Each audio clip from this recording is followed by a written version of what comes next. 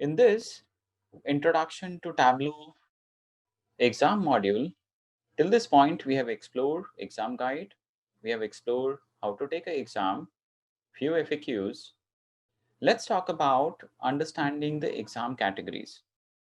It's very important to understand the key categories and the score associated with it. Now, as we have discussed in previous session, we have key categories which are connecting to and preparing data, exploring and analyzing data, sharing insights, and understanding Tableau concepts. That's how this whole exam will try to measure you. Once you clicked on the submit button, post your last question, you will see the result as soon as you attempt the last question. You will get to know if you are pass or if you are failed. You will get to know the score out of total and the percentage that you have achieved.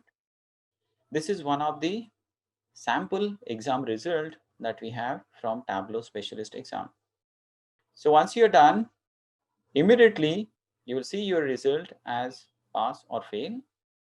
And in next 24 hours, you will see the whole breakdown of your result on your mail ID. So it's important to understand the breakdown of the exam, the expectation from an exam, and the categories covered in the exam.